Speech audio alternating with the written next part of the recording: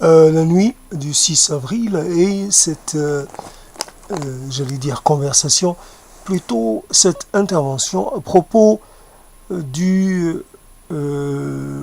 comment dire, de ce que j'ai envie d'appeler euh, tableau abstracto-figuratif ou,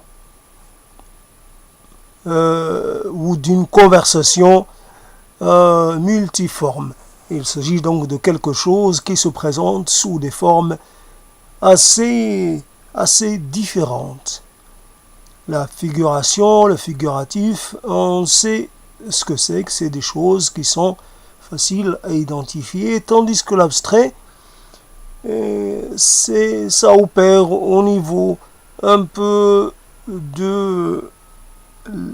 Ça demande une interprétation, c'est quelque chose qui n'a pas, qui a tout quand même une forme obligatoirement, mais qui n'a pas, qui ne correspond pas à quelque chose de réel, de, j'allais dire, de concret ou quelque chose qu'on peut retrouver. Il ne s'agit pas d'une transposition d'un réel observé et donc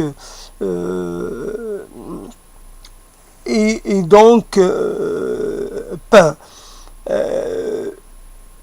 L'abstrait est évidemment largement plus accessible à l'interprétation et à l'interprétation libre tout simplement. Et donc le figuratif, lui, il oblige un peu à rester sur le motif, à ne pas trop s'en éloigner. Donc une conversation qui a ce caractère double, un peu contradictoire, mais qui existe dans son intégrité sous cette forme-là, qui combine deux formes différentes, relativement opposées. Et donc des choses claires dans une conversation qui sont relativement aisées à suivre et à reprendre, et des choses qui interfèrent comme ça et qui sont difficiles à faire converger avec le reste. Il s'agit donc d'un tableau, d'une scène relativement peu nette.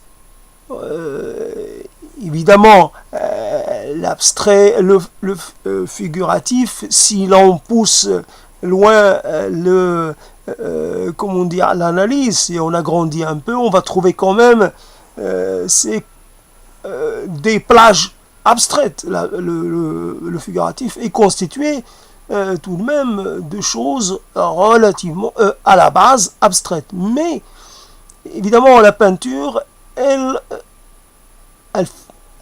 avance, elle se fait par plage. Mais c'est l'échelle qui fait que le figuratif est aussi de l'abstrait, mais de l'abstrait qui est contrôlé.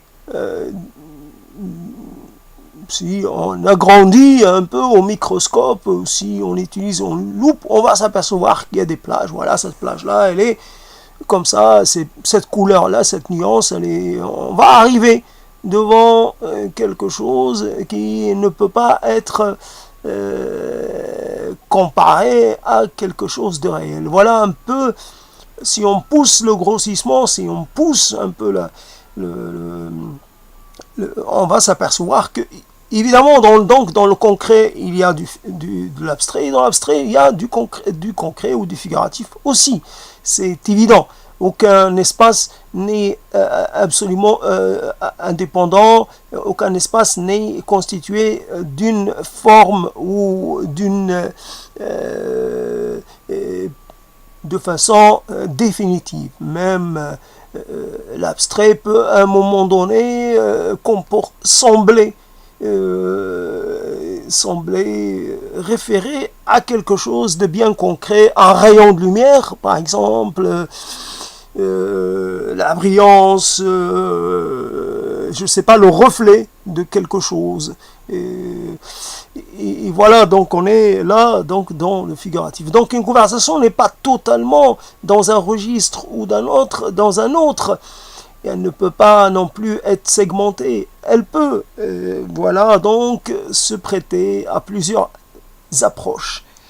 Et la dynamique d'une conversation, voilà la chose qui laisse toujours relativement dubitatif. Une conversation semble se produire, se mouvoir, et un peu évoluer d'une façon un peu qui échappe au contrôle des conversationneurs, des gens qui échangent.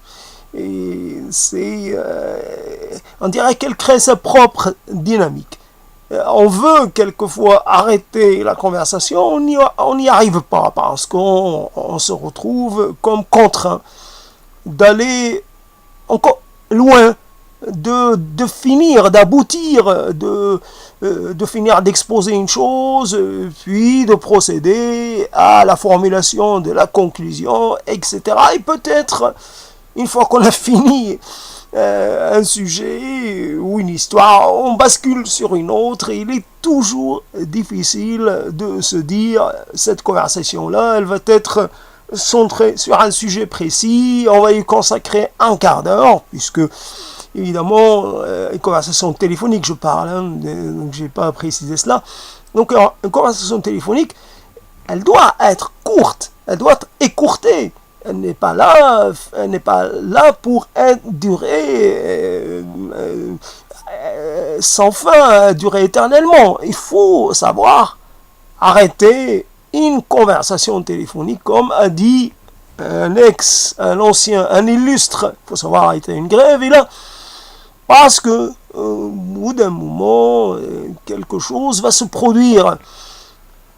Et on a la possibilité, notre capacité à nous concentrer n'est pas extensible à l'infini. Et donc voilà, donc ça passe de registre à un autre et quelquefois ça ne reste pas assez longtemps pour donner ou laisser un sentiment de complétude. Une chose est approchée et puis on n'a pas le temps d'achever l'approche que déjà on est passé à autre chose. Voilà une dynamique qui échappe tant dans la forme que dans le fond, qui échappe à ces comment dire, aux personnes qui l'ont initié. Et je ne sais pas à quoi sert une conversation téléphonique, puisque normalement une conversation comme une séance de psychothérapie, c'est toujours pour pour permettre un peu de prendre suffisamment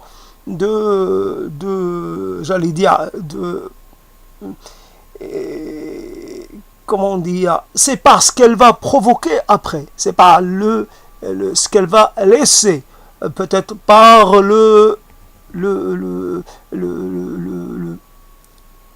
l'inabouti ou l'inachevé ou la chose qui n'a pas été finie. On s'est exprimé d'une certaine façon et on n'a pas été content de cela et ça nous laisse un goût d'inachevé. C'est pas suite par rapport au goût d'inachevé que la conversation est intéressante. Une analyse, c'est parce qu'elle laisse elle laisse la personne analyser sur sa fin. Et donc, la personne qui s'auto-analyse plus précisément. Donc, on a besoin de continuer. Donc, après, entre deux séances d'analyse, on va continuer la prospection ou l'introspection, peu importe, c'est la même chose, et parce qu'on prospecte en soi, on cherche, et dans l'introspection, on fait quelque chose, on prospecte à l'intérieur. Donc il s'agit d'un double travail, prospection et introspection. Il n'y a pas de contradiction entre les deux. Et donc voilà, la langue, et exactement, les mots reviennent de nouveau, s'imposent les différents registres du champ sémantique, les différentes, quelque part, les espaces un peu infinis de ce champ lexical, et peu importe les termes.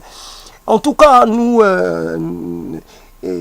donc, abstrait, il y a des choses, on peut se demander.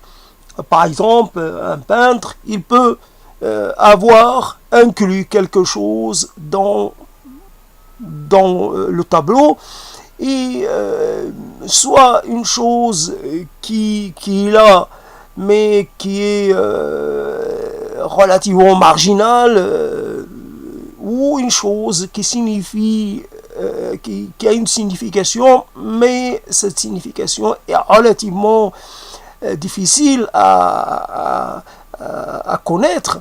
Peut-être il s'agit d'une sorte de code, ou il s'agit d'une sorte de signe un peu secret, on va dire un signe d'appartenance, ou quelque chose qui pourrait relier, signifier que cette personne est initiée dans un rite ou dans un autre. Peu importe, il peut y avoir comme cela. Mais une conversation, donc elle peut comporter des plages relativement difficiles à intégrer à l'ensemble, et on ne comprend pas pourquoi cela a existé, pourquoi cela a été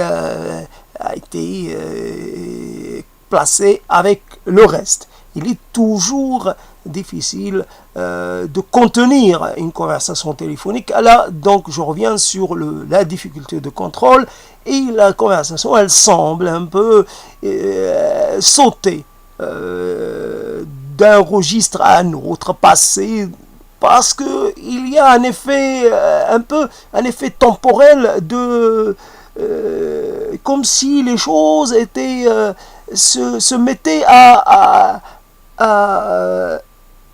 se, non pas à se bousculer, mais se mettait à se, comment on appelle cela, il y a une sorte d'effet j'allais dire, de compression. On a envie de dire des choses, et il y a beaucoup de choses pour le temps, qui normalement imparti plus ou moins, et c'est quelquefois une évidence qu'une conversation ne doit pas dépasser un certain temps. Donc le temps imparti, ou le temps raisonnable dans une conversation, il y a des choses comme ça qui s'agglutinent, qui quelque part se rapprochent et presque se confondent.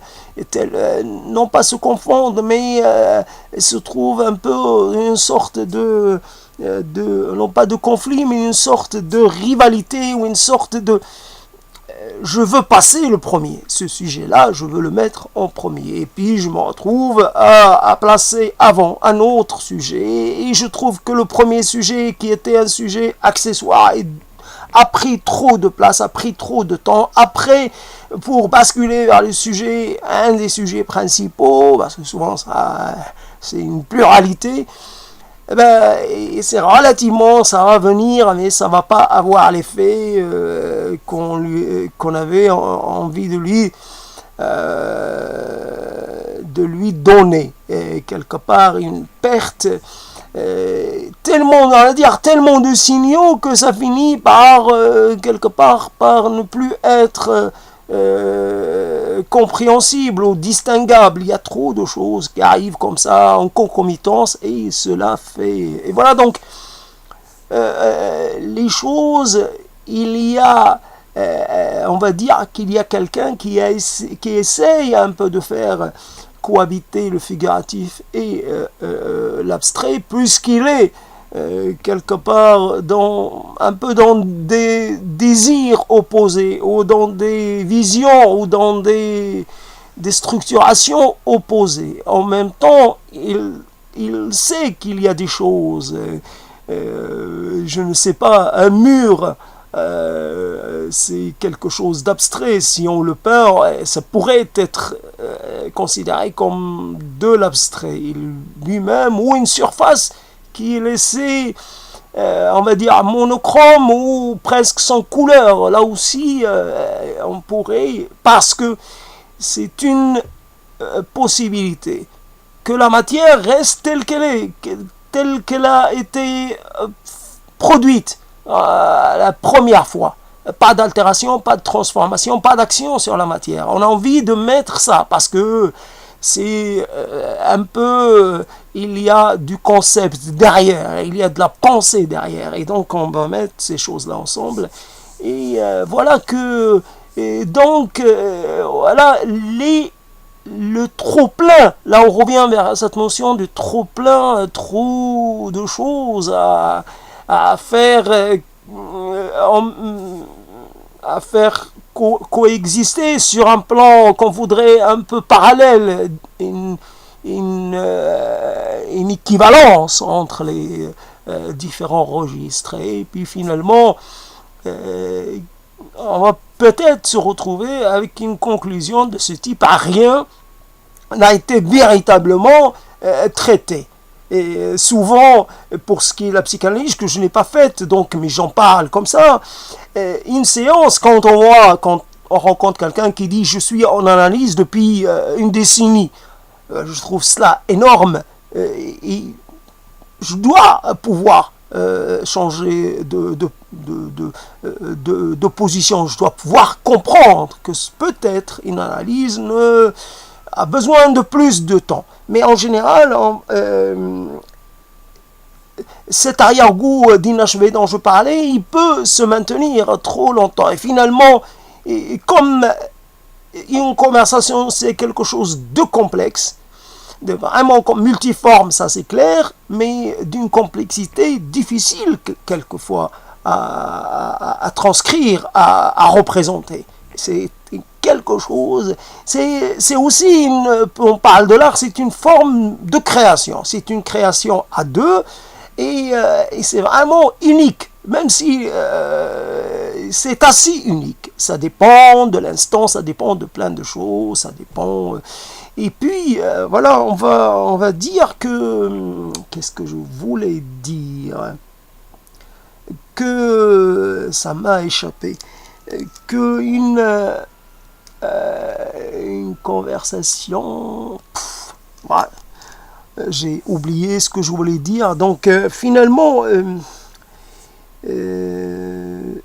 oui, voilà, retour vers la psychanalyse, cette chose qu'on appelle comme cela, et finalement, comme on a une psyché ou un psychisme assez complexe, on ne sait pas vraiment par où commencer. Quelque part, si on reste sur un plan assez, j'allais dire, de surface assez léger, je dois décider de quelque chose. Évidemment, on veut travailler sur plusieurs registres. Qu'est-ce qui fait, par exemple, que je refais un peu la même erreur ou un peu que j'ai le même comportement, ce comportement que je trouve préjudiciable? Pourquoi je le reproduis? Et c'est pas parce que j'ai pris connaissance de ce fait-là que cela va quelque part me guérir. Et finalement, la conclusion que je fais, moi, comme cela, il n'y a pas de guérison, il n'y a pas finalement, même au bout de dizaines d'années, et quelque part, il n'y a pas de contrôle possible sur une conversation. Malgré l'envie, malgré tout ce qu'on met en place, malgré la stratégie qu'on met en place, parce que quelquefois on a un dispositif prêt à l'emploi et on a envie. On se dit, je vais vraiment mettre ça en œuvre et voilà comment je vais commencer, voilà comment je vais développer, et voilà comment je vais conclure. Et bien finalement, ça se passe pas comme ça. Et voilà donc quelque chose de figuratif ou abstrait ou de abstracto figuratif, en tout cas quelque chose qui n'a pas une identité claire, quelque chose qui se confond entre, donc, qui a un mélange entre les choses claires et les choses qu'on va juste pointer de la langue, qu'on va juste soulever comme ça, mais qu'on ne va pas développer. Il y a tellement de choses qui sont dites et non dites, ou à peine dites, ou vraiment il y a toujours énormément de choses qu'on sait qu'on peut un peu approcher, mais qu'on ne doit pas développer, parce qu'on sait que là, il y a un problème sérieux et on doit comment faire finalement la hiérarchie entre les différents sujets. Comment, à chaque fois, on ne peut pas à chaque fois faire un signal, voilà, émettre un signal, bling, ceci est un sujet de niveau 2. Donc, niveau de gravité 2, étant donné qu'il y a le niveau 1, c'est le plus haut. Et donc, on va dire, ah, ce sujet-là, c'est niveau 5, gravité 5. Donc, on peut être un peu à l'aise, on peut ne pas trop... mais niveau 2, c'est vraiment sérieux. Et comment peut-on faire cela dans quelque chose qui évolue sans... quelque part sans loi, on va dire, presque, sans ordre préconçu, sans... Et ça évolue, il suffit qu'une personne ait changé de place, il suffit qu'elle ait vu quelque chose, il suffit qu'il y ait quelque chose qui ait changé dans son environnement, j'en sais rien, un besoin pressant, n'importe quoi, il y a plein de choses, un souvenir comme ça qui traverse sa vision, n'importe quoi.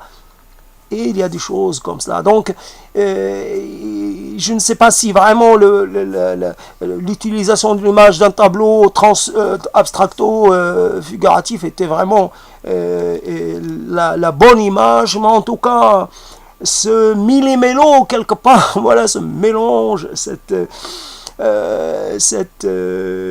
chose qui est comme ça.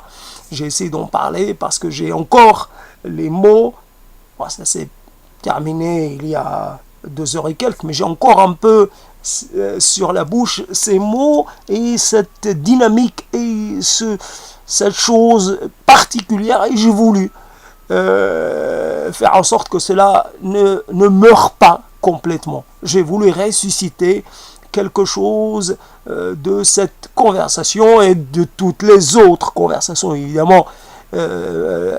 Toutes les conversations ont cet aspect-là, et il est possible que si on enregistrait ces conversations téléphoniques, on serait assez surpris d'un certain nombre de choses. On va dire, c'est moi qui parlais comme ça, c'est moi, etc. On va être un peu assez étonné par la tournure, par comment dire, le rythme, par les diverses interactions entre les parlants, et ça va être c'est assez, non pas instructif, mais ça laisse un peu, quelque peu assez, ce n'est pas de l'embarras, mais je ne sais pas comment le décrire. En tout cas, on va dire avec une conversation, ça peut être là aussi quelque chose qui doit être, comme ce que j'ai entendu par rapport à des mails qui s'auto-détruisent, et quelque chose qui doit plus ou moins s'auto-détruire. Et finalement, une fois achevé, il faut l'oublier. C'est là la différence avec la psychanalyse, ou en tout cas, ce qui est problématique avec la psychanalyse, c'est qu'elle se déroule dans un rapport avec soi-même, et c'est un truc un peu autistique, puisque moi qui parle de moi, etc., sans fin, il y a quelqu'un qui supervise, mais bon, je ne sais pas s'il sert à quelque chose vraiment. En tout cas, il y a...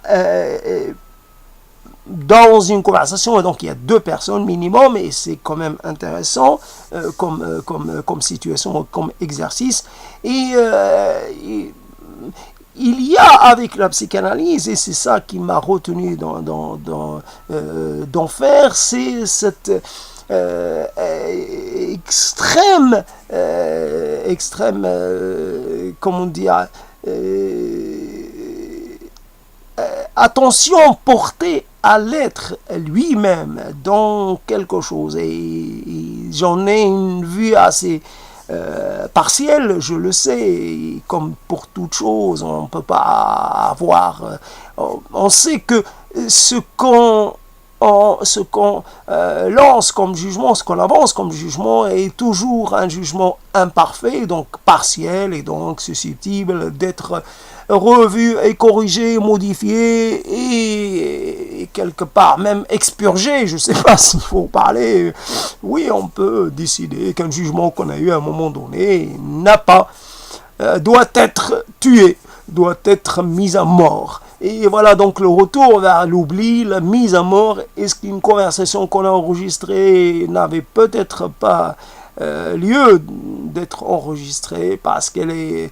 Il y a comme quelque part une sorte de chose comme ça, on a envie d'occuper un moment dans l'espace-temps comme cela. Et rien d'autre. C'est uniquement d'exister face à une personne pendant un certain temps. Et quand ça se termine, ben, on va se dire à la prochaine. Mais entre les deux, il y a, je veux dire, il n'y a pas lieu de poursuivre la conversation. Et voilà un peu les choses, comment on peut les dire comme cela rapidement. Ça a quand même pris 26 minutes. C'est pas rien pour quelque chose dont je n'avais pas d'idée sur l'évolution qu'elle pouvait prendre. C'est quelque chose, c'est un exercice. J'essaie de varier dans l'exercice. Là aussi, j'essaie d'attaquer cette idée qui veut que celui qui parle seul ne fait que se parler à lui-même. La variété des sujets, la variété des approches prouve qu'il n'y a pas une auto-centration sur soi-même. Moi, je ne suis pas évidemment plus que moi, et fondamentalement le monde il ne naît pas à partir de moi, je ne suis qu'une partie, et évidemment une partie ne peut pas prétendre à influer ou à déterminer la vie ou je ne sais quoi des autres, de la totalité. Évidemment, si par quelque part, par hasard, par mégarde ou par je ne sais quoi, il y a une trop grande présence de soi dans les différents propos que je tiens, c'est parce que je n'ai pas pu faire autrement. Mon idéal, et ça a toujours été le cas, c'est d'échanger. Évidemment, j'ai tendance à être un peu monopolisant, mais quelque part d'échanger et de me lancer un peu dans la confrontation et dans une sorte de compétition. Je dois l'avoir dépassé. Il reste peut-être quelque chose. Et c'est évidemment là où je pourrais dire, quand on parle à quelqu'un, on est encore dans une sorte de monologue. Et bien entendu, comme je disais par rapport à l'abstrait qui contient une partie du figuré, etc. De toutes les façons, l'abstrait, une ligne, bien sûr, c'est une ligne, c'est quelque chose de totalement abstrait. Une ligne, mais on peut dire qu'une ligne, ça peut représenter un chemin. Et quelque part, une ligne abstraite, c'est un chemin. Il y a bien entendu des lignes qu'on peut retrouver dans la nature. Elles ne sont peut-être pas parfaites, mais il y a quelque chose. Je me rappelle, j'ai en tête un chemin qui se courbe. Et donc, je le vois évidemment, ce chemin en 3 dimensions, bien entendu, mais la pierre, et c'est ce qui fait le chemin. Le chemin, et en fait, le chemin,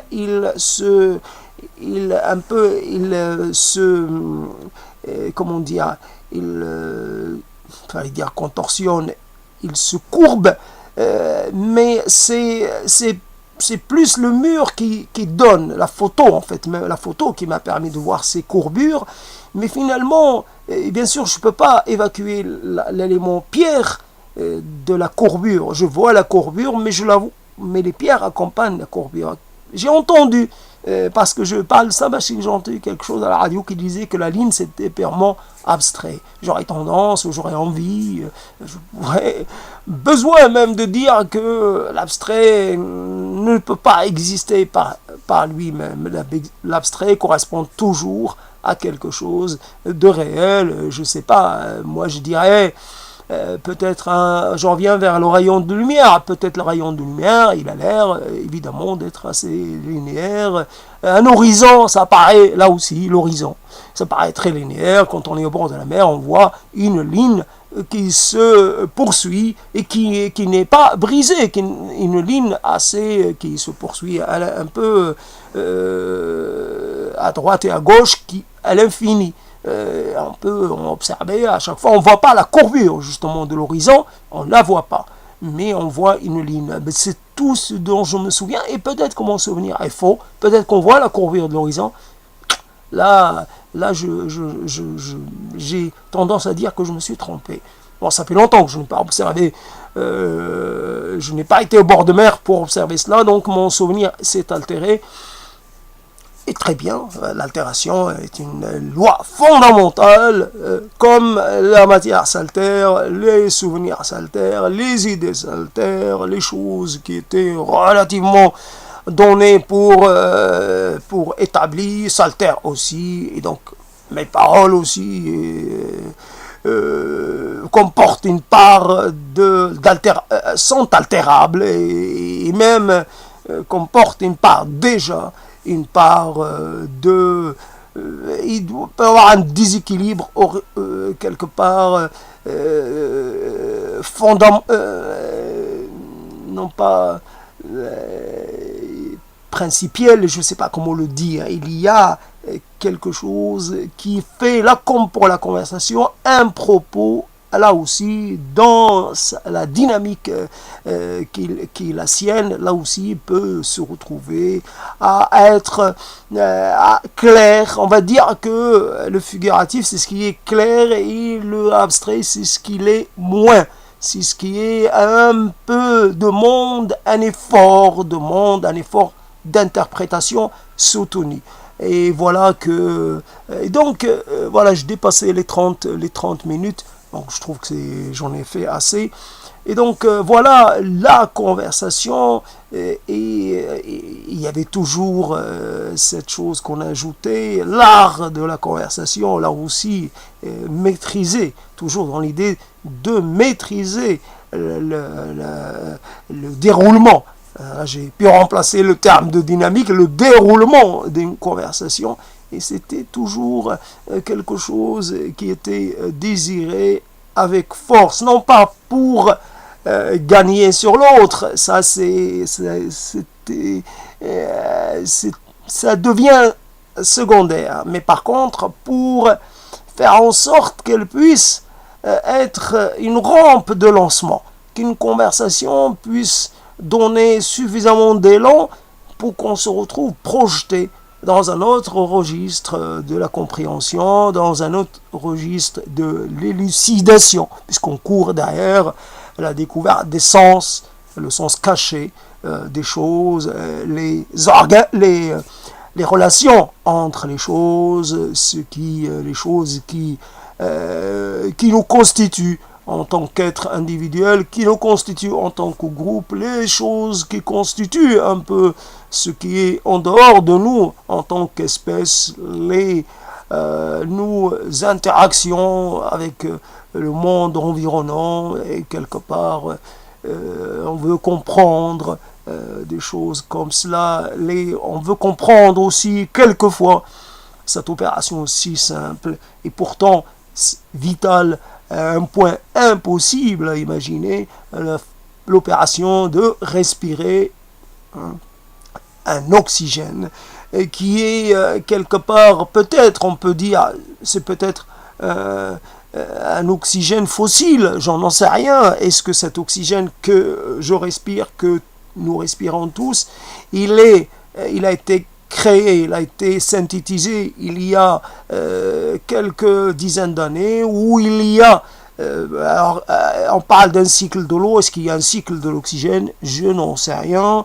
quelque part une opération si simple, si répétitive qu'elle en devient totalement inaperçue. Ça se déroule en silence, tu respires, je respire, qu'on soit en éveil ou en sommeil, peu importe, nous respirons à chaque instant. Donc, ça, c'est quelque chose de continu, peut-être plus continu que peut-être qu'on inspire plus vite que notre cœur bat. Et quelque part, il y a, je ne sais pas par la minute, je ne sais pas combien de respirations, combien d'inspirations, plutôt, par minute ou par seconde, peu importe. En tout cas, ça fait une quantité assez importante et ça se passe un peu hors de notre contrôle. C'est quelque chose qui se déroule sans notre concours. Et d'ailleurs, c'est ce qui est bien. Parce que, à part quelques enfants qui disent je vais arrêter de respirer, bon, ou quelques gens qui font exprès, adultes qui font exprès de jouer avec leur vie, c'est autre chose. Mais en tout cas, est-ce que vous avez quelqu'un qui passe son temps à juste vouloir gagner une minute de respiration, une minute sans respirer? Je ne sais pas comment on appelle cela déjà. Quel est l'intérêt? L'intérêt de 10 minutes. 10 minutes sans respirer.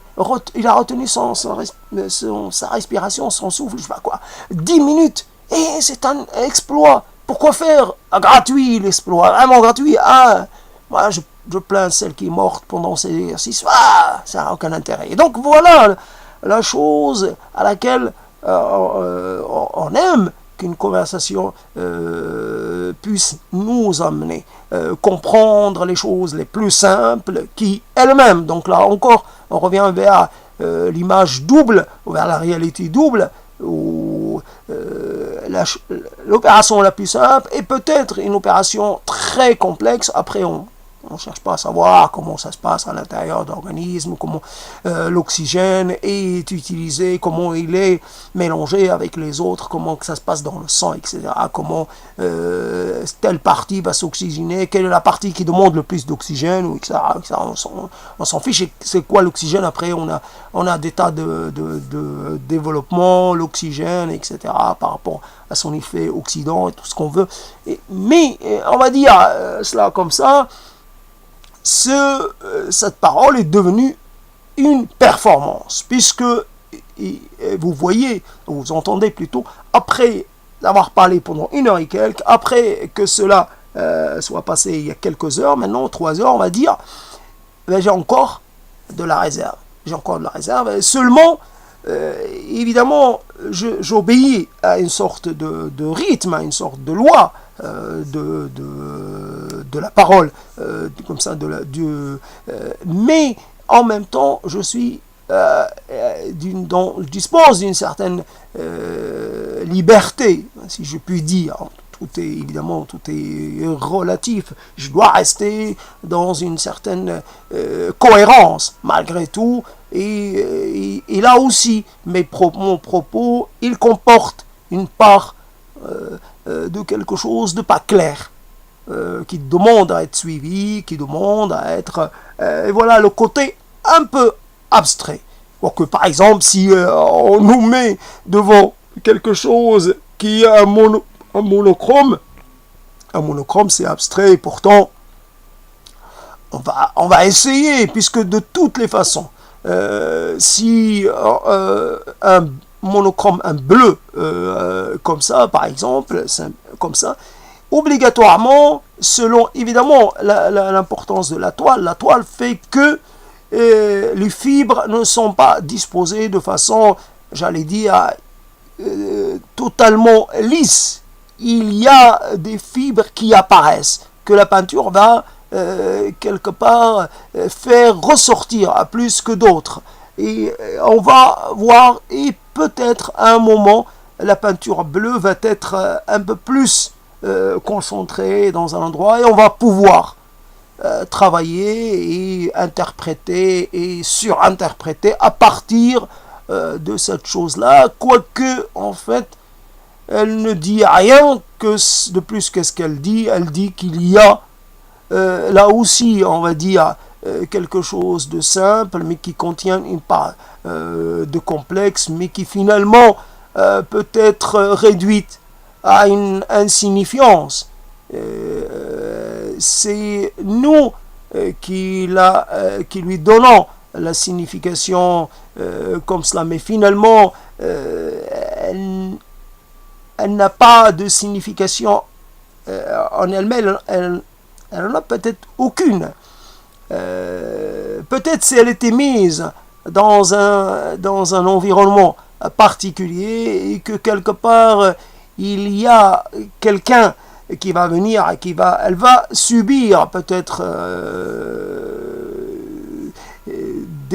comment dire, elle va subir une sorte elle va être introduite dans le réel.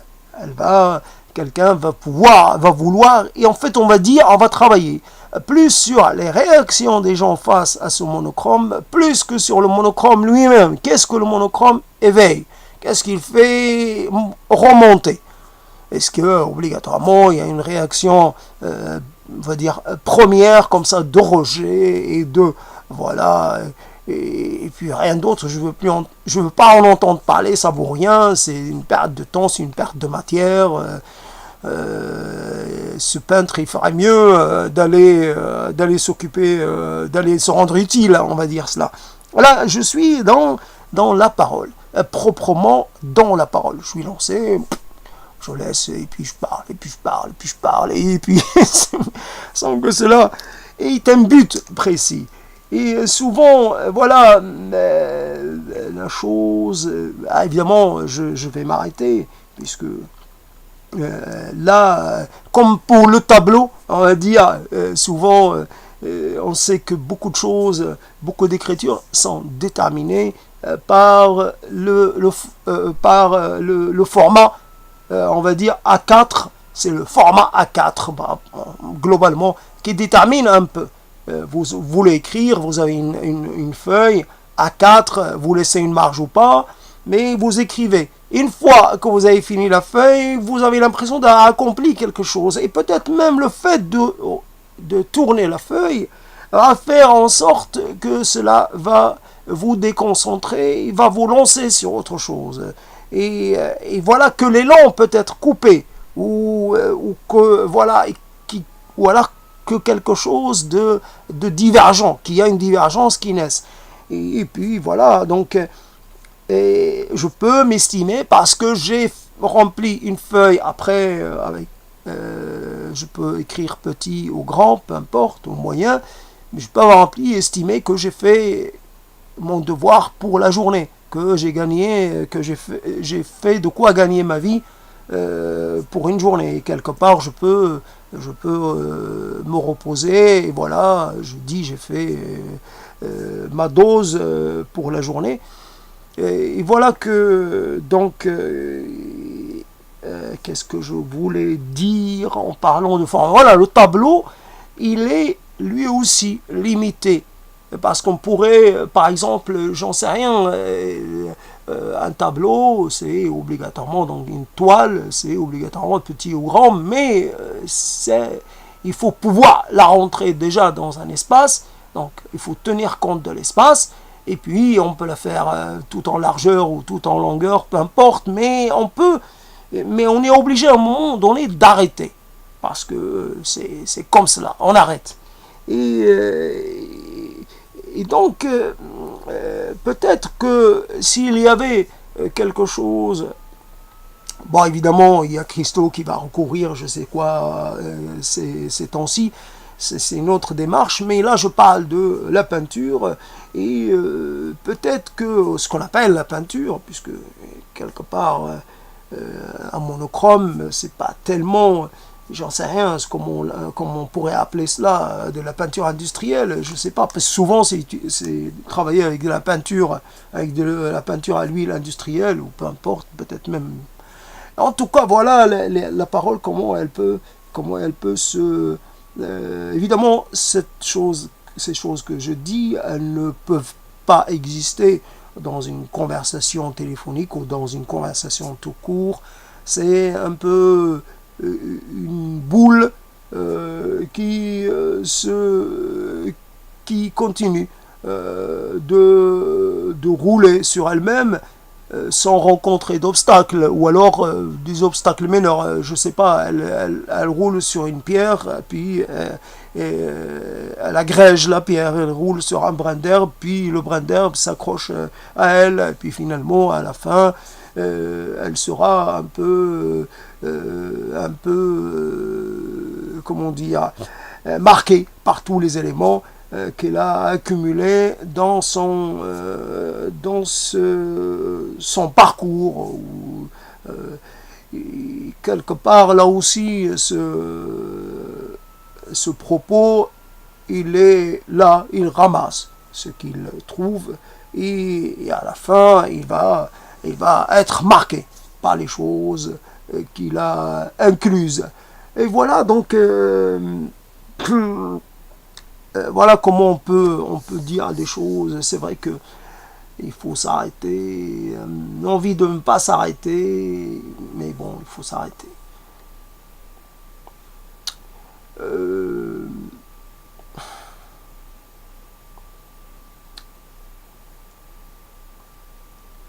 Ça laisse vraiment assez, comment dire, assez interloqué cette mémoire qui quelque part, quelquefois vous sert avec générosité, quelquefois se refuse à vous, mais en tout cas, même quand elle est récalcitrante, ben elle vous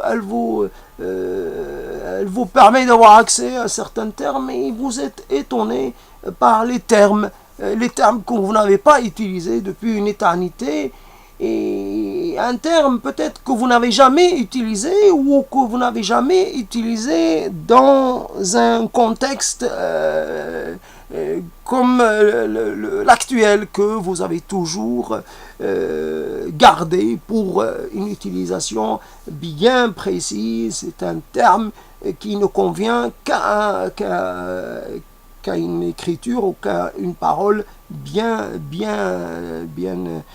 spécifique, et pourtant donc vous le convoquez lui aussi, vous l'intégrez, et il y a comme ça quelque chose d'un peu disparate, un peu, et là on revient un peu vers l'abstrait, ou vers voilà, l'image de l'abstrait et du figuratif. C'est des gens qui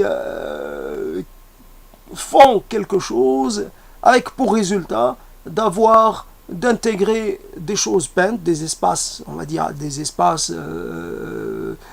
peints comme ça, avec une nuance, puis plus une nuance, ici une nuance, là à côté une autre nuance, ou peut-être de toutes les façons, je ne sais pas si c'est calculé, en tout cas c'est souvent assez souvent un peu de façon, j'allais dire, non pas aléatoire, mais une façon qui, comment dire, avec une distribution plus ou moins, pas au petit bonheur la chance, mais une distribution un peu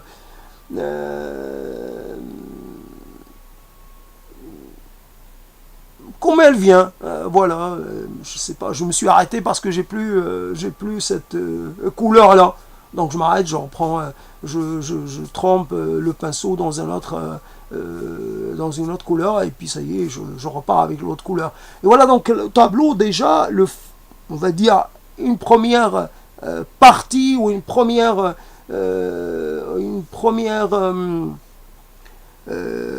la surface première sur laquelle on va coller des choses. Alors je me rappelle, quelqu'un a pris un morceau d'un manuscrit. Est-ce que ce petit morceau était comporté ou avait été brûlé? Est-ce que la brûlure avait été volontaire ou accidentelle? En tout cas, les instruments, puis après on peut mettre une sorte de composition comme cela, avec évidemment non plus sur un plan sur bidimensionnelle, mais tridimensionnelle, puisqu'on aura accroché, intégré des éléments qui existent dans les trois dimensions. Et donc ça va être un mélange multidimensionnel. Et voilà que la parole, elle peut être comme ça.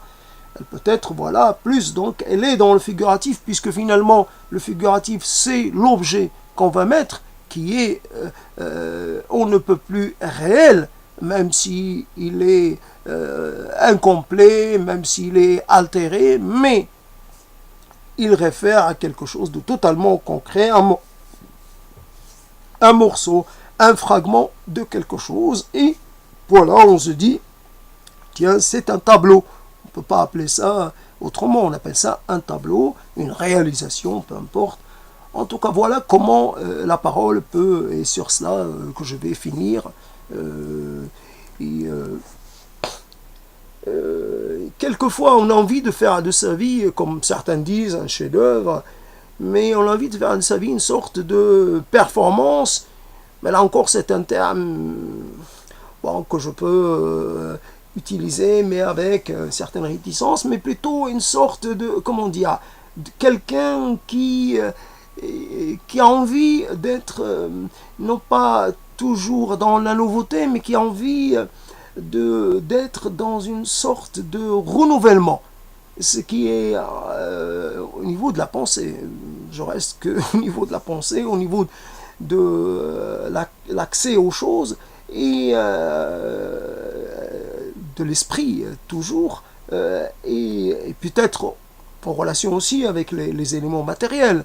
Changer d'angle pour regarder les choses différemment, essayer de voir simplement, mais j'ai pas d'exemple. Mais aujourd'hui j'ai vu un gecko, et donc le gecko est pour moi quelque chose devenu extraordinaire, alors qu'avant j'ai tué des geckos quand j'étais petit, parce que il y avait quelque chose quelque chose qu'on disait et qui leur était défavorable, bien entendu. Peut-être que j'en ai tué qu'un, peut-être que j'en ai tué deux, peut-être que j'en ai tué aucun. Là, évidemment, je peux tout supposer. Peut-être que c'est juste la queue que j'ai entre les mains. Et je me rappelle, donc aujourd'hui, j'ai changé. Comment dire, bêtement et connement, j'ai une énorme admiration pour les geckos. Évidemment, les geckos qu'il y avait dans mon enfance, et les geckos qui étaient super adaptés. Un jour, j'ai rencontré un platane et j'ai vu cette succession de couches. Et j'ai compris, tiens, l'uniforme un peu caméléon, un peu des militaires, eh ben, il vient de là. Puisque sur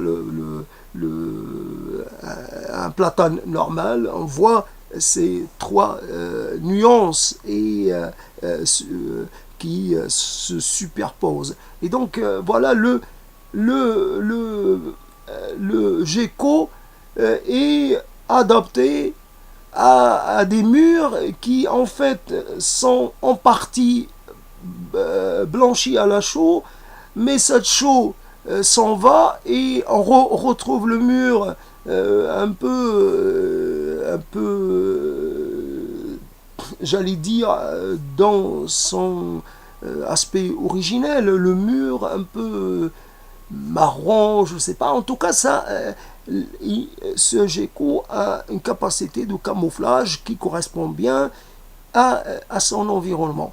Et donc, je ne sais pas à quoi dire, j'ai pas d'exemple, c'était peut-être juste, j'ai voulu parler des geckos, parce que peut-être que j'ai une culpabilité, là je reviens vers la pseudo-psychanalyse de bas étage, cette chose-là qui nous poursuit partout, et fondamentalement, donc la parole, parole, parolo, et fondamentalement, là j'ai envie de me lancer dans quelque chose à la l'imitation de celui qui performait. En fait, plus donc que de la performance, et quelque part plus que la volonté de se renouveler, c'est un peu la volonté de toucher de près ses limites. Souvent, je n'ai pas écrit parce que j'ai été convaincu que je ne pouvais pas y arriver. Donc voilà, quand j'ai lu certaines choses, et surtout dans la science-fiction, je me suis rendu compte que là, j'étais devant quelque chose de totalement exceptionnel, abouti d'une façon extraordinaire. J'étais là devant quelque chose de qu'on ne peut que, quelque part, il n'y a plus rien à faire, parce que ce qui a été fait est inégalable. Et pourquoi écrire quand on sait qu'on va écrire moins bien que ce qu'on vient de lire? Ce n'est pas la peine, on pourra que... Et donc, c'est plus se confronter à ses limites, et de voir si on peut un peu arriver à venir à bout de certains d'entre elles. Pas de toutes, parce qu'on sait que, évidemment, on se connaît, on sait qu'on est assez peu favorable ou amateur de l'effort, et que quelque part on va renoncer devant la difficulté. Je n'ai pas lu Kant parce que ça me... quelque part, rien que le volume, rien que la masse de feuilles, ça m'a fait fuir. Je n'ai pas lu La Méditerranée parce que je ne pouvais pas. Et donc voilà, quelque part, ce qui... les mots, c'est un peu la chose qui apparaît la plus facile. C'est ce que j'ai trouvé de plus facile pour quand même essayer de me prouver à moi-même que je pouvais exister, réaliser quelque chose. Après, il est évident que je n'ai me fait aucune illusion sur la valeur intrinsèque et extrinsèque de ce truc-là. Mais je m'en fous. Moi, je suis né dans une langue qui est la langue arabe classique, littérale. Évidemment, je suis passé au français assez tôt. Je ne sais plus, j'avais 9 ans, ou on va dire 10 ans, pas plus. En tout cas, passage au français à l'âge de 9 ans, on va dire cela comme ça. Et pas le français parlé, c'est plus un peu quelques exercices de dictée et des choses comme ça, d'orthographe, dictée, tout ce qu'on veut, et compréhension, je ne sais plus. Mais en tout cas, c'était très simple. Et après, donc, voilà, c'est la performance, le savoir. Évidemment, je suis atteint par l'âge, donc quelque part, j'oublie. Mais il fut un temps où j'avais à ma disposition énormément de mots, de synonymes, etc. Je pouvais comme ça, d'un clin d'œil, j'allais dire mental, sortir un mot, et puis même j'avais des informations, mais là je parle des mots, j'avais des mots, non pas à l'infini, mais j'avais des mots que j'utilisais comme ça, et parce que je suis né dans le synonyme, parce que le Coran est plein de synonymes. C'est comment dire, un concentré de synonymes, et donc j'ai pas eu de problème avec les synonymes en français. J'étais quelque part dans mon élément. Aujourd'hui, je me retrouve quelquefois, là aujourd'hui, tout à l'heure, là maintenant, ça n'a pas été le cas, mais je me retrouve souvent à déclarer forfait parce qu'un synonyme me manque, parce qu'un mot, tout simplement, me manque, parce qu'un nom me manque. Finalement, voilà. Là, j'ai tenu 1 heure, c'est vraiment, je pense, 1 heure, c'est vraiment quelque chose de totalement qui n'était pas du tout prévu, ni même souhaité. Mais bon, je me suis dit, tu parles, alors continue de parler. Voilà. Et qu'est-ce que ça changerait que tu t'arrêtes ou que tu continues? Dans le fond, rien ne change qu'en nous voyant. Aujourd'hui, nous avons en face de nous des tableaux qui sont dans des états un peu de vieillissement assez avancé quelquefois, il y a la restauration et tout, mais on sait qu'un tableau, n'importe quelle chose, a une fin. Nous mettons, comment dire, nous vénérons des choses qui sont périssables par destination. Je ne vois pas trop l'intérêt des choses, de vouloir absolument. Les choses doivent quand même un peu connaître la mort. Tout doit mourir finalement. Pourquoi restaurer? Pourquoi reconstituer? Pourquoi maintenir à tout prix des choses qui avaient une fonction, mais qui ne l'ont plus justement? Une fonction. Voilà le nœud du problème. Un temple, il avait une fonction. Aujourd'hui, on maintient un squelette, quelque chose, des fragments. Et puis ces fragments, la plupart de ce qu'on a devant les yeux, c'est peu de fragments originels et puis beaucoup d'éléments qui ont été rajoutés pour essayer de soulever, de mettre de redresser des colonnes, des chapiteaux et des linteaux et tout cela. Et à la fin, on va vous dire, on l'a trouvé comme cela. Non, il était par terre et plus grand chose. Là, on a, comment dire, on lui a fait une sorte d'opération d'esthétique, mais vraiment, on a presque tout remplacé. On a remplacé la mâchoire, on a remplacé les yeux, il reste, je sais pas quoi, il restait une dent. Et puis à partir de la dent, on a reconstitué tout le visage. Non, c'est bon. Bon. Et quelque part, on peut se dire, voilà, la parole est évidemment a toute légitimité à dire ces choses-là, à dire des choses encore plus poussées que ce que je viens de dire, ou de dire le contraire, ou même à se contredire dans l'instant. C'est cela le privilège de la parole. Et voilà, et le privilège, ou plutôt le pouvoir que vous autorise la mémoire. Parce qu'à un moment donné, quand vous allez avancer dans l'âge, vous allez peut-être avoir envie de faire de nouvelles performances entre guillemets, et puis vous n'allez pas être quelque part pouvoir le faire. Parce que votre voix n'est plus aussi audible, et puis vous tremblez, et vous, quelque part, vos mots, ils commencent, mais ils ne se terminent pas, je ne sais pas, vous êtes en train de parler, vous vous êtes endormi, tiens, comme ça, subitement, et puis le micro est resté ouvert, et puis rien, on entend peut-être un ronflement, voilà, c'est ça, et puis il y a un temps pour tout, il y a un temps pour un désir qui, quelque part, peut correspondre à quelque chose.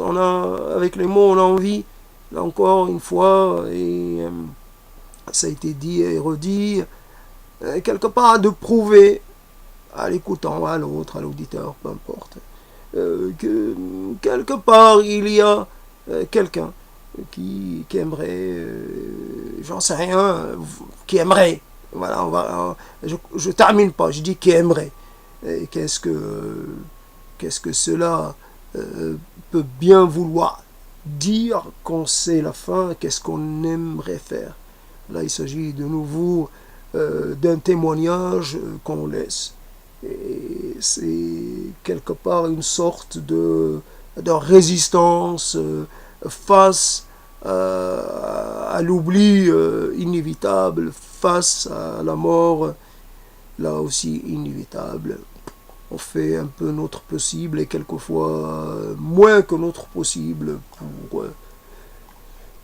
pour laisser une trace. Voilà, un peu, c'est comme ça qu'on va se souvenir de nous. Une toile qui a été peinte, mais la différence, cette toile, elle n'était pas prévue pour la postérité. Elle était là, c'était une commande. Voilà, c'était une commande. Et puis quelqu'un qui peint tout seul, même sans avoir de commanditaire, il peut très bien se dire, tiens, tout ce que j'ai fait, bah, peut-être il va terminer il va terminer dans un four, dans une cheminée. Qu'est-ce qui lui prouve que ce qu'il a fait va vraiment être honoré et mis sur un piédestal? Beaucoup de peintres qui ont fait, qui ont gribouillé, qui ont travaillé dans leur coin, et dont le travail est parti aux oubliettes quelque part, qui a été j'allais dire concassé, non, mais a été réduit à une pulpe dans les machines à ordures.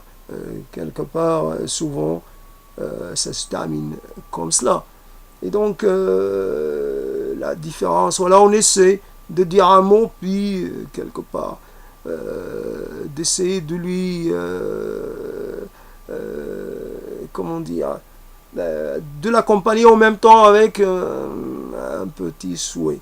Que la voix reste audible pendant, on va dire, tiens, on est assez optimiste, on va dire, allez, 30 ans, encore 30 ans, allez, 20 ans, 18, 15 après la mort, 2050, je suis plus là, mais ma voix est encore là, et puis elle dit des choses, elle laisse deviner des choses, cette voix-là, quoi qu'il en soit. Et puis après tout, je dis et tu dis, nous disons des tas de choses, et puis finalement, pas le temps de t'écouter, pas le temps de m'écouter, pas le temps d'écouter. J'ai déjà les voix du passé à écouter, les voix du présent, les voix du présent à écouter, les voix de l'avenir. Je ne peux pas écouter les voix du passé, il y en a trop. Et je dois faire un tri. Et puis je dis comme ça, je discrimine cette voix-là. Ce truc-là a l'air un peu bizarre, tiens, ce truc-là. C'est quoi ce truc? C'est quoi ce truc? Quoi ce truc? C'est quoi ce truc? Ça traque toi? Ça traque quoi ce truc? Ça raconte quoi ce truc? C'est quoi ce truc? C'est quoi cette chose? Il n'y a pas d'indication, il n'y a pas de présentation, il n'y a pas de photo il n'y a pas de photo pour illustrer, il n'y a rien, il n'y a pas de bio. Un truc comme ça, un truc étrange. Bah, mettez-le avec les choses un peu bizarres. On viendra un jour les trier. Pour peut-être mieux, pour ça un peu si on a le temps. Mais si on n'a pas le temps, ben, quelque part, laissons-les là où elles sont. De toute façon. Voilà la fin de toute chose. À la fin, tôt ou tard. Toi que je n'ai pas aimé, toi que je n'ai pas désiré. Quand je désire avec les mots comme ça, sèchement, sans aucune émotion, sans rien, ça correspond à rien. Mon désir ne correspond à rien. Mon mot d'amour ne correspond à rien. C'est quelque chose de totalement hors sol. Ça se dit hors sol? Oui, hors sol. Il n'y a pas de fondement. Et ça pousse, puis bof, ça retombe. Un soufflet qui retombe. Je t'aime, je te connais pas, et puis je te le dis, et puis je te le redis pas. Je te le dis une fois, je te le dis comme ça, à demi-mot, et puis je le retire. Je le retire et je le mets de côté. Je l'archive. Tiens, j'archive mes déclarations, comme ça. Déclaration gratuite. À une inconnue qui est plus qu'une inconnue. Une inconnue qui n'a même pas... dont je ne connais même pas la première lettre de son nom. Je ne connais même pas l'aspect de sa silhouette. Rien. Elle peut être grande, petite, moyenne, peu importe. Elle peut être...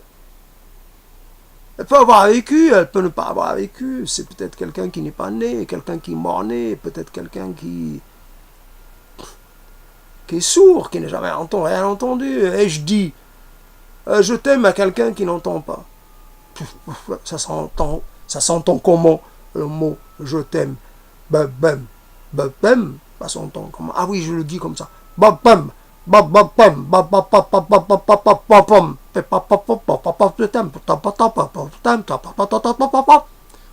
t'aime pas, on t'aime pas, je t'aime point, jamais aimé, jamais direct.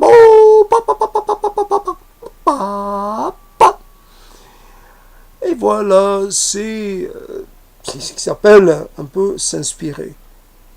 Pardon, j'arrive pas à me souvenir de son nom, tiens.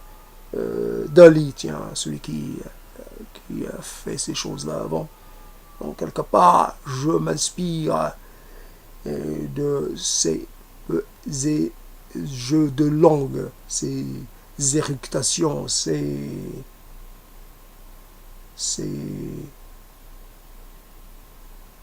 barbarismes, ces gargarisations, ces choses-là, comme ça. Ouais, sans public, évidemment. Les performances, j'allais dire, en anonyme absolu. L'anonyme qui performe. L'anonyme dans son coin.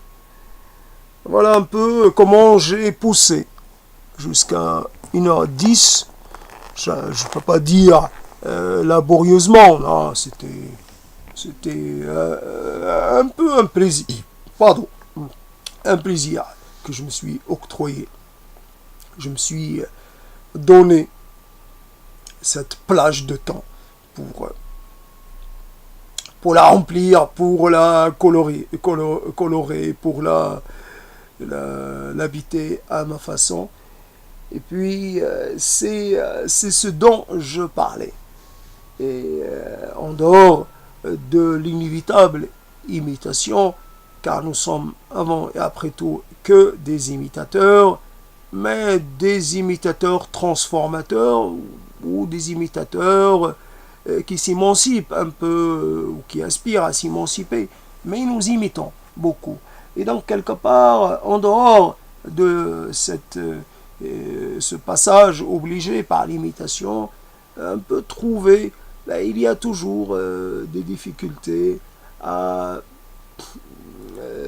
souvent on est dans des environnements qui ne permettent pas de procéder à des expériences sonores ou gestuelles ou des choses dans ce genre. Et c'est vrai que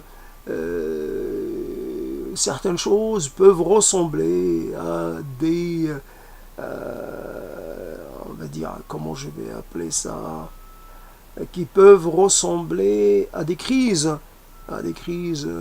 psycho quelque chose, mais fondamentalement il faut pouvoir. Hier j'ai entendu quelque chose à propos de l'ergot de Seigle et l'ergot du Seigle, et quelque part c'est vrai que les gens qui en ont utilisé la formule chimique développée par, je ne sais plus comment il s'appelait, ce Suisse là, et quelque part je ne sais pas, c'est faire quelque chose et en même temps garder le contrôle. Je me suis dit, tiens, tu vas prendre un petit bout de l'ergot de Seigle, parce que vraiment un tout petit bout, et tu vas faire l'expérience. C'est vrai qu'on a on désire de sortir un peu de ces platitudes, un peu de quitter un peu son enveloppe pour un peu approcher de quelque chose qui pourrait être une singularité, quelque chose qui pourrait nous représenter. Je parle vraiment avec beaucoup de prudence. Je peux élever énormément comment dire, d'obstruction, je ne sais pas comment dire, j'ai oublié le terme, d'opposition. Je peux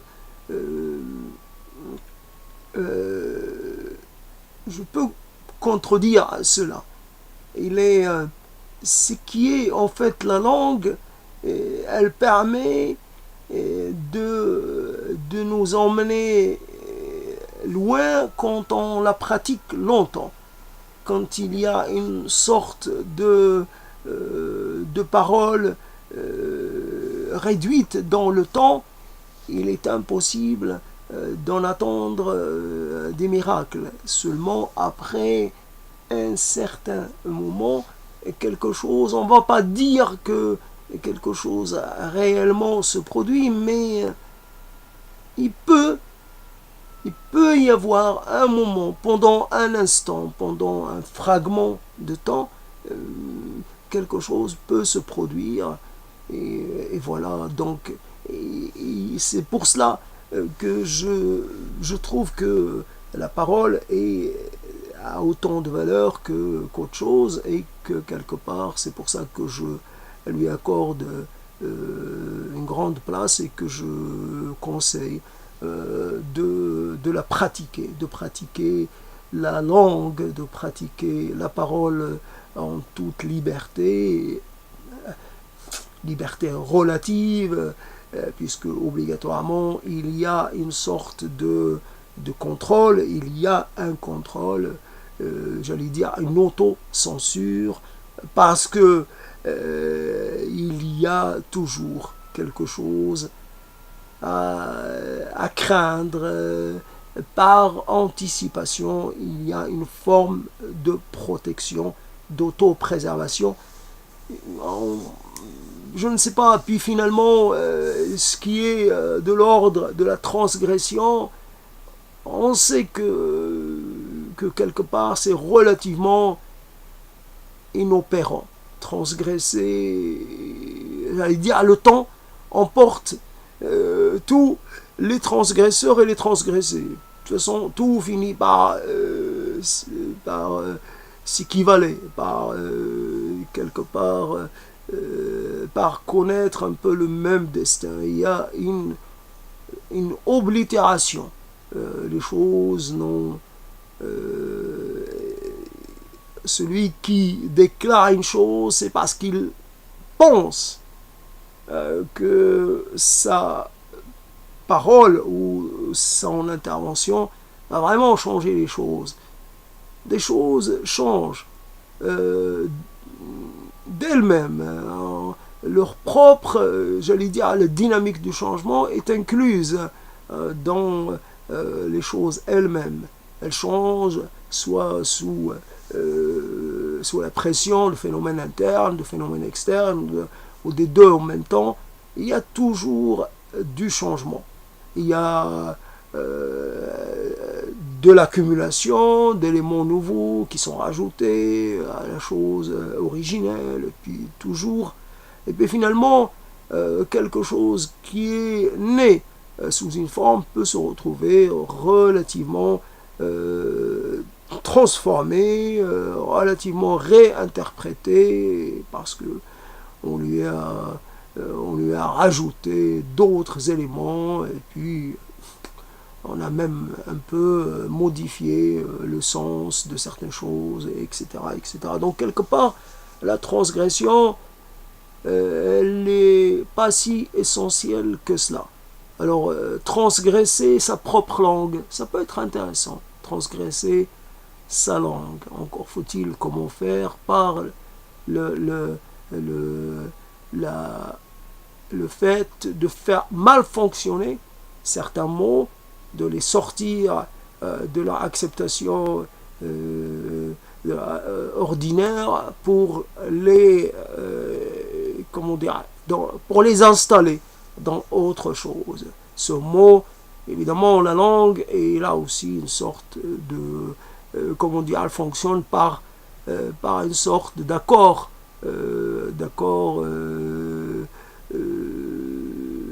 accepté par tout le monde. Tout le monde accepte qu'une chose s'appelle comme cela, et puis on transmet. On hérite de cet accord premier, et puis voilà. Et puis on peut très bien décider qu'une chose, il n'y a pas spécialement plus de légitimité à appeler une chose comme on l'appelle ordinairement, plutôt que de lui donner, de lui quelque part, de lui non pas conférer, mais de lui, en fait, zut, de lui accoler un autre nom. Une chaise peut devenir une fenêtre. Qu'est-ce que ça change? Puisque là, on installe un nouvel accord, et puis une fois que l'accord est installé, c'est bon. Je sais que la fenêtre, c'est la chaise. C'est l'ancienne chaise, et puis et inversement. Et puis finalement, voilà comment... Donc la liberté, c'est... et puis là, c'est vraiment un degré basique de l'exercice de la liberté, mais finalement, est-ce qu'on peut aller plus loin sur en créer des mots, etc. Mais c'est donc la liberté, elle est toute un peu quelque chose de potentiellement on peut faire des choses, mais après dans le fait, dans la réalité, c'est beaucoup de réemploi. Là, de nouveau, je reconvoque un terme de l'archéologie, l'histoire de l'art, tout ça, le réemploi de choses qui existent parce que ça paraît nécessaire, parce que ça paraît judicieux, parce que ça paraît plus économe, parce que ça paraît plus indiqué, parce que ça paraît plus rationnel, parce que ça paraît plus. A toujours des aspects positifs en quantité à poursuivre et à continuer une tradition, à continuer une sorte de d'accord, une sorte de je ne sais plus comment le dire. Tiens, ma voix, elle est devenue plus quelque part, c'est retombé. Voilà, le soufflet qui revient, ça c'est t'essouffler. Évidemment, quand on parle de soufflet, on pense au soufflet, évidemment, que j'ai connu. Il y a un soufflet que j'ai en tête dans les début des années 80. On m'a fait manger, je ne sais plus, 3 ou 4, 5 fois des soufflets qui étaient très réussis à mon goût. Et puis finalement, le soufflet, et je peux penser à ce soufflet. Maintenant, je pense au souffle. Évidemment, on imagine toujours qu'il y a un souffle originel, Dieu qui insuffle la vie. Dans l'être d'argile qui était Adam, qui est donc évidemment qui veut dire ce que ça veut dire, et voilà le souffle premier.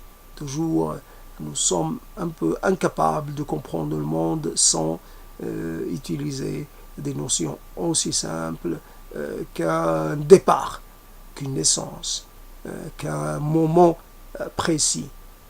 Le souffle premier, le souffle primordial, le souffle voilà un peu on dirait quelque part le coup de pied au cul qui permet d'avancer. Voilà les choses, il faut leur donner une impulsion. Voilà le souffle, voilà c'est la première impulsion, la mère de toutes les impulsions. Puis à partir de là, tout est quelque part, tout s'est précipité à partir du premier souffle, ça ne s'est pas arrêté. C'est un mouvement, continu, c'est une sorte d'expansion, une sorte de, là encore, l'image du soufflet, c'est une sorte de boursouflure, une sorte de le monde s'agrandit, le monde, voilà, on convoque un peu l'idée de l'explosion originelle. Là, on revient vers les choses dites matérielles, dites dures. Et puis, à la base, il y a une naissance, comme quoi les deux choses se rejoignent toujours. Il faut qu'il y ait une étincelle. Mais qui a donné l'étincelle? Ça est quelque part une étincelle. Et voilà, c'est parti. Expansion, expansion, expansion. Voilà les choses comme ça. Comment un être peut représenter un instantané dans le temps de ce qu'est l'être humain, habitant un point de l'espace-temps.